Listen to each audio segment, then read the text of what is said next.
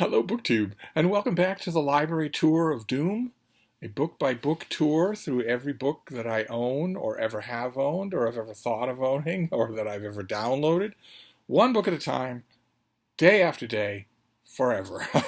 and the one book at a time part of that deal is usually ironclad, but today I'm going to make a rare exception. I've done this a couple of times where I'm going to show you two books at a time, because they kind of go in a set. We're going back 50 years here. And this is the two-volume biography of the Duke of Wellington by Elizabeth Longford. So we have The Years of the Sword, and there you have a classic portrait of Wellington. This is the first volume. And then you have the second one, The Pillar of State. And this is the second volume.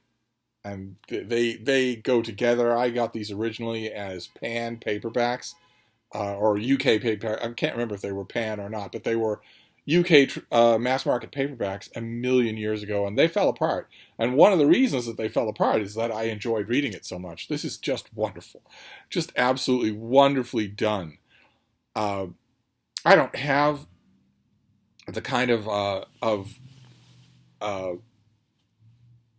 sky-high estimation of Wellington that a lot of his fans used to have. I don't think he has fans anymore. But the reason why you would do a two-volume thing like this, for those of you who maybe only know the name Wellington in connection with the Battle of Waterloo, where he defeated Napoleon, the reason why you would have two volumes like this is because Wellington first spent the first half of his life as a military man, culminating in the Battle of Waterloo, and then he spent the second half of his life in politics and society, including a stint as prime minister. So it's neat enough as a split of a life to tempt biographers to do this. This pattern, almost to the exact same year, almost to the exact same month, was repeated decades and decades later by Rory Muir, who did another two-volume biography of Wellington. Each volume is considerably bigger than each volume that Elizabeth Longford did. And I had those volumes for the longest time. I had both these sets. And then I was going through my books, as I periodically do, and thought, okay, well, but do you like Wellington? Are you interested enough in him to warrant two massive two-volume biographies? When, for instance, there's an argument to be made that he was not all that important, except as a military person, and that even as a military person, he wasn't all that important except for his success at Waterloo. And there's a guy named Corrigan who did a very good volume about Wellington as a military commander. And I was looking at these books in my biography section, which is always crying out for space, and thought, okay, well, you have the Penguin Classic volume of his military dispatches, which has an excellent introduction, excellent critical apparatus.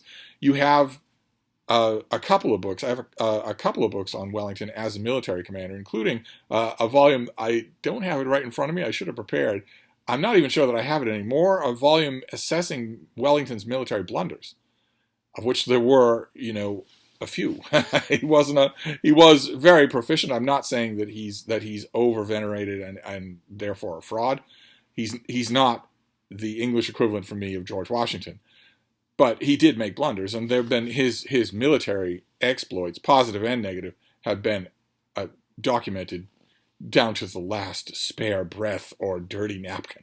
And I was looking at those 4 fat volumes, and I was thinking, okay, well, if you had to keep one of these 2-volume sets, which one would it be?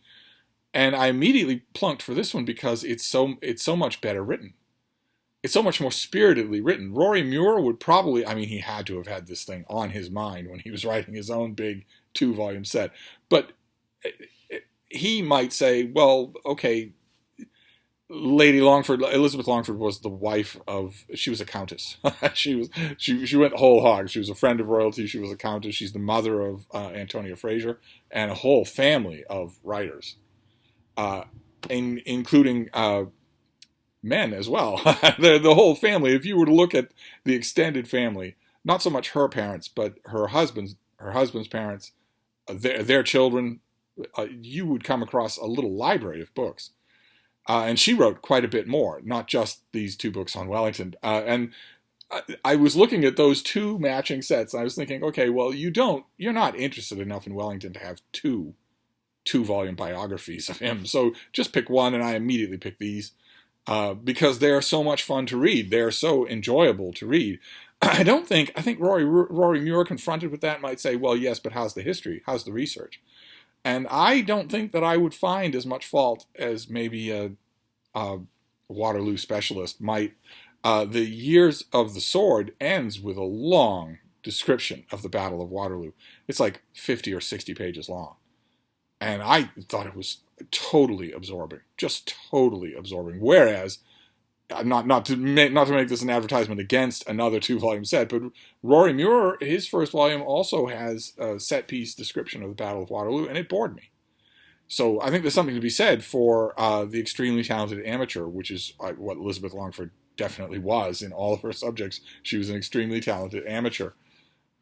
I don't think that should be the insult that it often is coded to be in 21st century speak. I think these books are a perfect demonstration of how you can just spend a lot of time in the archives, read and research, and then write a fantastic book on the subject.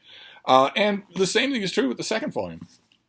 Like I said, I had these in UK mass market paperbacks that fell apart because I read them so much and reread them so much, because Elizabeth Longford, apart from anything else, apart from all the rest of her research and whatnot, is very good company on the page. She takes all of her raw information, all of her research, and then shapes it into stories, which is kind of important when you're writing history, and yet many historians forget it. They just don't think it's part of their remit at all. It's definitely true here. So I don't know. I sometimes regret that library pairing decision, because I have never seen those two big fat Rory Muir hardcovers. I have never seen them at the Brattle, at secondhand used bookstores of any kind. I've never seen them again. And you see these all the time. So I kind of wish that maybe I still had them, although I know perfectly well that I would have the same cycle of questioning. I would look at them and say, well, it's nice to have them, but you don't ever look at them. You don't ever go back to them. When you have a question about, for instance, the scandals that rocked Wellington in his later life, or, for instance, 6 or 7 years ago, I had occasion to study a little detail of Wellington's life, his hearing loss, and how he dealt with it, and how society dealt with it, how his friends dealt with it.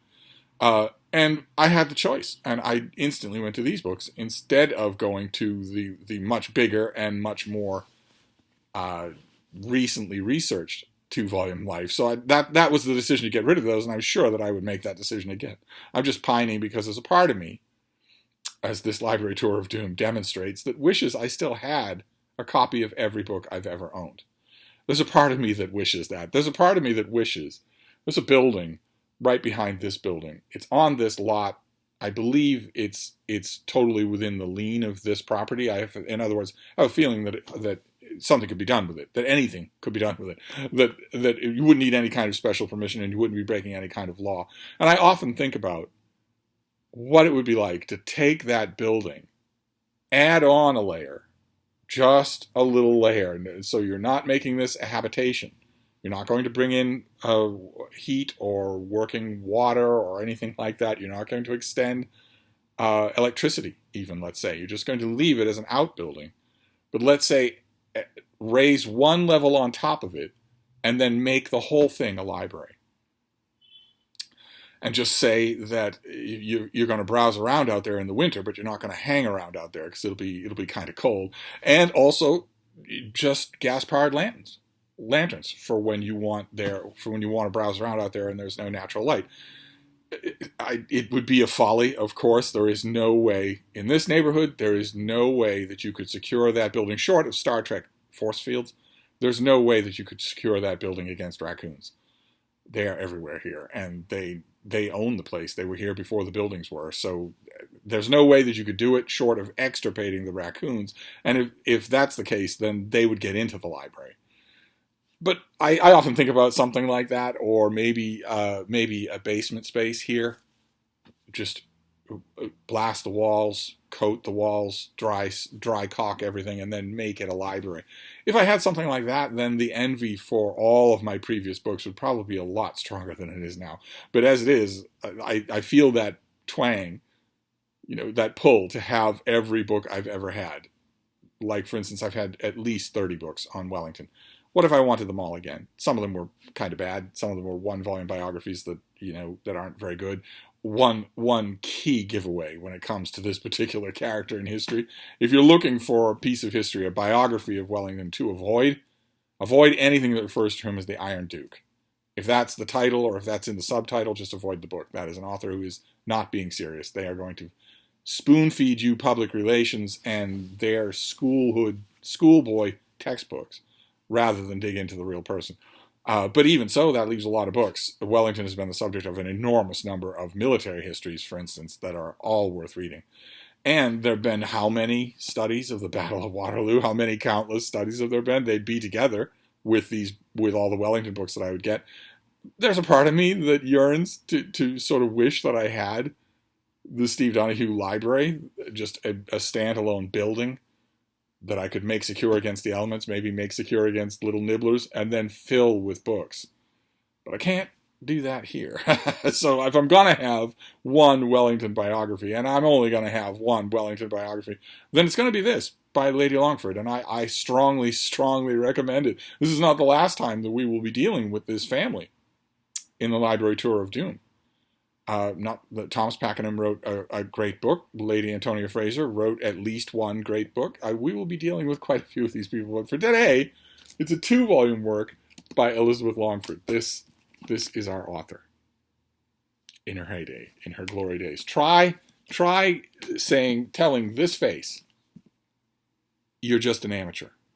Try doing that. I wouldn't have the courage to do it. I'd like to see the historian who did. But there you go. That is your Library Tour of Doom for today. It's 2 books instead of 1 because I didn't really see the point in doing them one at a time.